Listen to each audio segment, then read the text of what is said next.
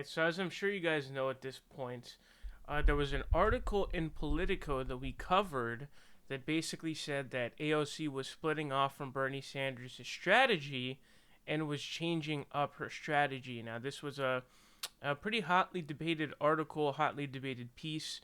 Some people saying it's bogus, other people saying AOC is a sellout, other people saying, oh, I don't know. Um, I definitely don't think AOC is a sellout, but I definitely think that the pieces in there are definitely fact, and that's how you base, and the way that you base that is just by reading what's in the article. And so there are just simple facts in there, like AOC getting, this is the biggest one, AOC got rid of Shoykat Chakrabarti and Corbin Trent, who were really the brains of her campaign, but they were sort of revolutionaries in the Democratic Party, and she replaced them with more corporate Democrat people. So one of the people that she placed in was a Kamala Harris 2019 legislative director. So those are all facts, you know what I mean? So you can't deny those. Um, but it's an interesting shift in strategy. So AOC responded to this in an IG live. So it's a very brief response because, as you guys know, Instagram video is only 15 seconds long. But let's go ahead and hear this response out. Oh, if anything, I've only gotten more ardent in my positions, but I do think it's funny that all these folks that one day are like, keep your third eye open, manufacture consent, are the same ones who fall the fastest for these ploys to demoralize the. Oh, if anything, I've only got. So the question kind of starts out with the straw man. So the question says, is the current political article about your change to a moderate Democrat based in reality? Now, that's sort of a straw man from the jump because it's not, the article wasn't saying that she's turned into a moderate Democrat.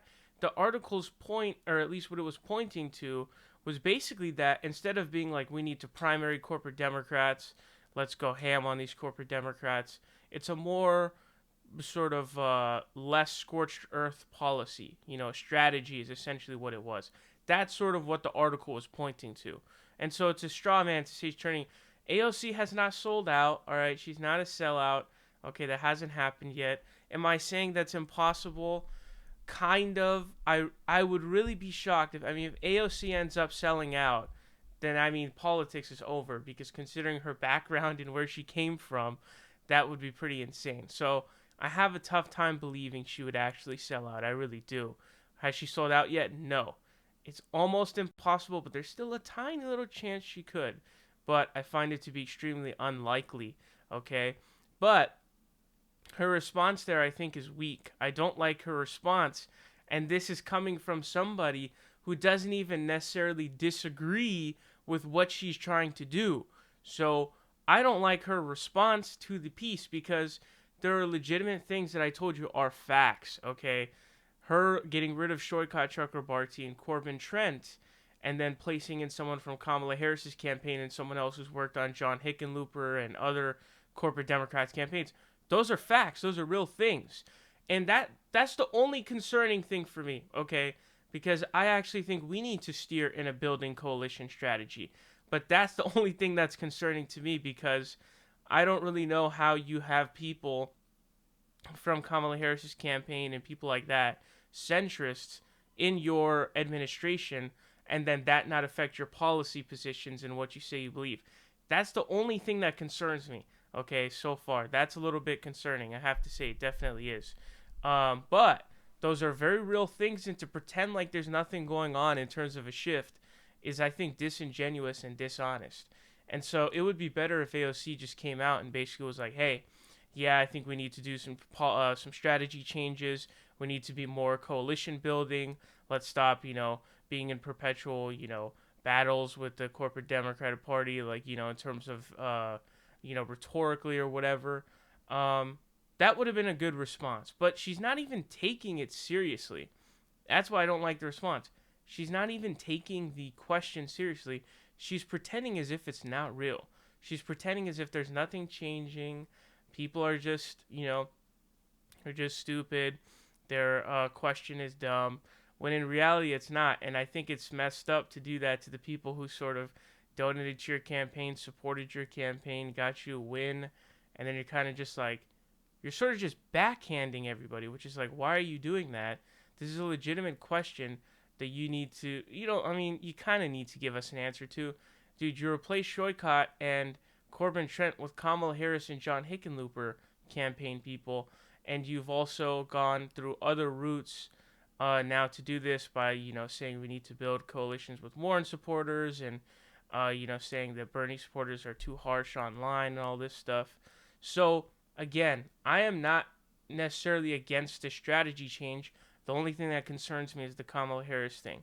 But I am an ardent believer that we need to start building coalitions, and I think that what we need is, because you're trying to win a Democratic primary, the only way to win a Democratic primary is to be able to win over Democratic voters.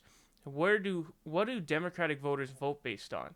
They vote based on endorsements, okay? That's what this election has proven. They vote based on endorsements, okay? So you have to figure out a way to try to court their endorsements, and also, if you can't court their endorsements, your second best bet is to court them so that they don't endorse your opponents. So Bernie Sanders didn't even try to court Jim Clyburn, which is a massive, massive political mistake. And actually, when I read that BuzzFeed article, it's a great piece about insight about what's going on with Bernie in terms of like his inner campaign and his reaction to starting to lose the campaign and starting to sort of lose the battle. It showed that a guy who wasn't working on his campaign anymore, he's a pretty high level guy in his campaign though. He explained to him after 2016, he said, "Hey dude, you have 42%.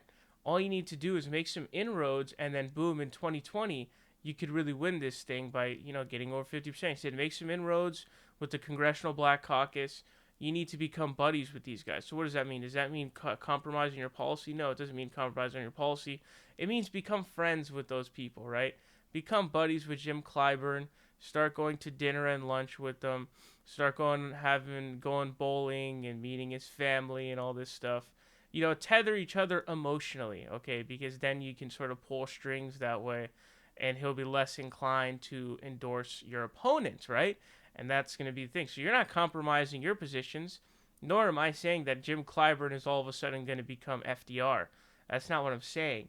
But if you can emotionally attach yourself and then you make it so that he doesn't endorse your opponent, that's a win. That's a win. And also the effort and thought counts more than anything else. Strategy is the most important. So even if you fail, the fact that you tried is massive. Okay, it's crucial. But I have a hard time believing that if you are to put out your full effort in that, it's going to result in absolutely nothing, okay? We need Congressional Black Caucus endorsements, even if it's one or two. Those are crucial. We didn't get any this time, okay? And we got screwed in the South. We didn't get Jim Clyburn's endorsement. We got screwed in the South, okay? We got demolished. So I think that that's a strategy we need to take. And I'm definitely not liking AOC's response here, even though her strategy is probably a good idea.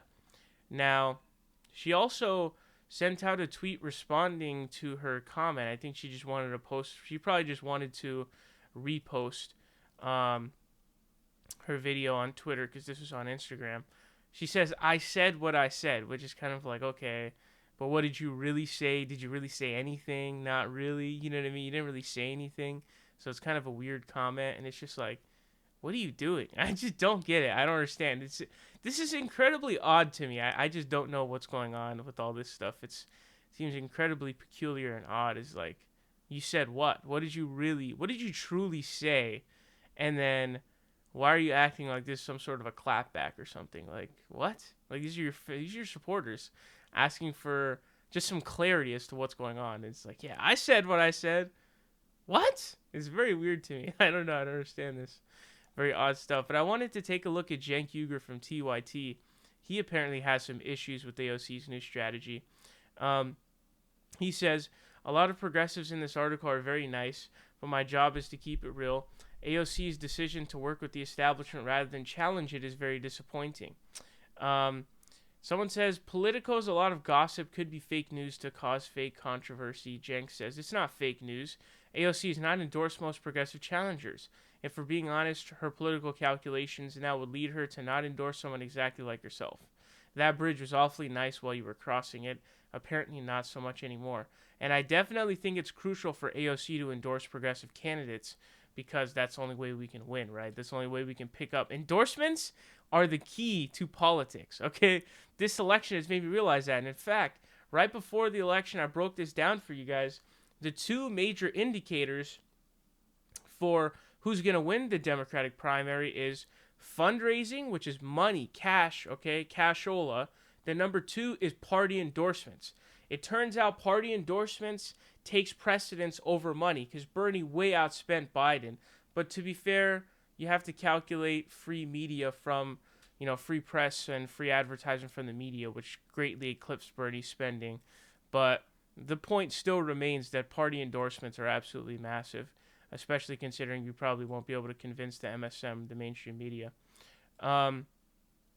And so Cenk just goes here basically saying that he doesn't like the strategy because he thinks that it's effectively sort of her turning on herself in a way. You know what I mean?